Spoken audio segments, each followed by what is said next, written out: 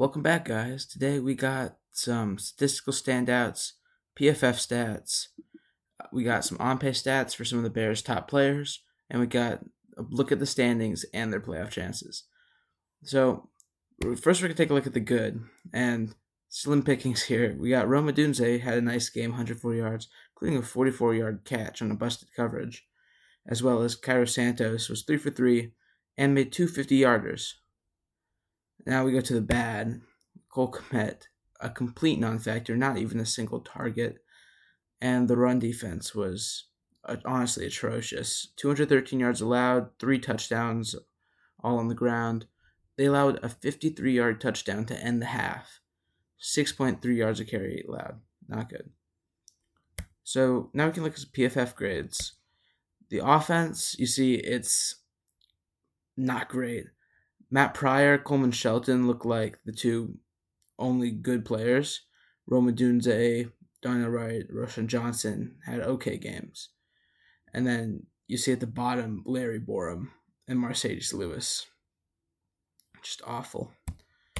For pass blocking, get Matt Pryor, Coleman Shelton, and Darnell Wright look great. You see Larry Borum there at the bottom of the tackles and offensive linemen. So, not a great game for him. Hopefully we get Braxton Jones back soon. Run blocking, similar story. Matt Pryor, Coleman Shelton. Right at the bottom there, Larry Borum. Wonderful.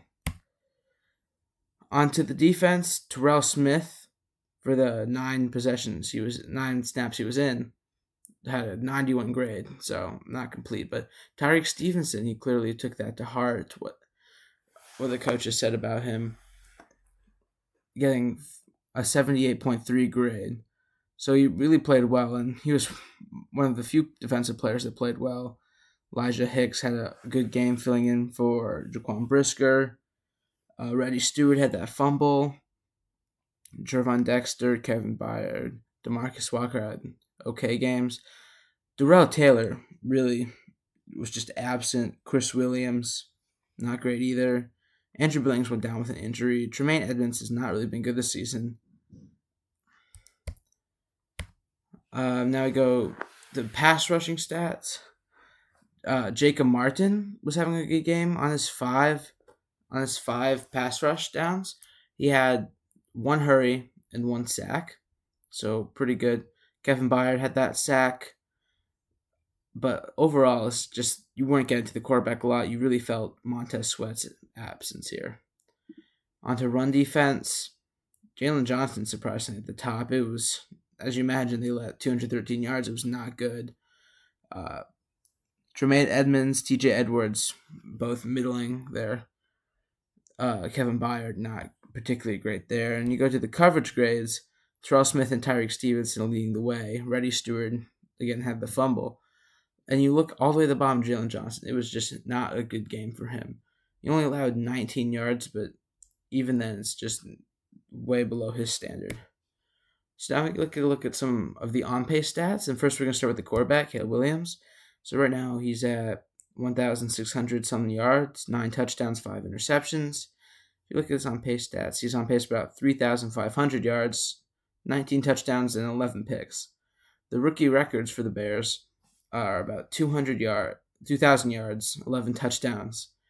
And so he barely needs to average anything to get those. He'll get them by the end of the year. If you look at the Bears records, with this kind of sad, never had a 4,000 yard, never had a 30 touchdown passer. He needs to really step on it if he wants to catch these. And I don't think he will this year. 240 yards, 2 touchdowns a game to catch it. And just for fun, Bears have never had a 4,000 yard passer, 30 touchdown passer. So I put the pace down there for them. Still very unlikely. Receiving, and it's been dismal, really. Roma Dunze is your leading receiver right now. DJ Moore and Cole Kmet each have 3 touchdowns. Cole Kmet was on pace for a career year until he put up zeros last game. You're not projected to have a 1,000-yard receiver. Not great.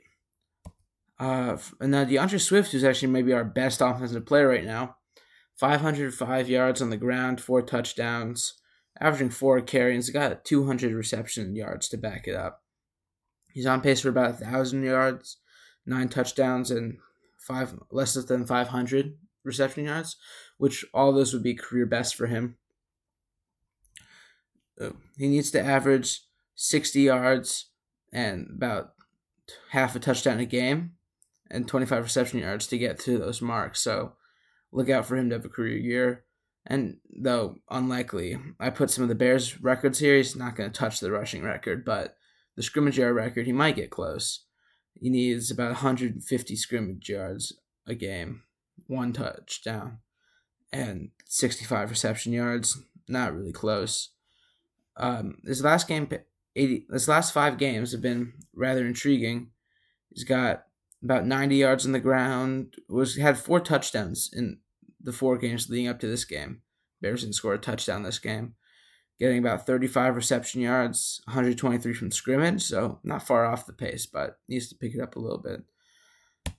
I get to our standings and playoff chances. So still sitting up on the bottom of the NFC North, 4-4. The rest of the division has winning records. It's going to be pretty tough to catch the Lions. You honestly hope you could get third in the division, though that seems unlikely. Look at the playoff picture. Bears dropped down to 9. And if you look here, our playoff odds have gone from 54 down to 41 with the loss. And with a win versus New England, we can bump them back up to 54. With a loss, it gets pretty low, and 28%. So hopefully you guys enjoyed the video. Leave a like and subscribe if you did. Thank you.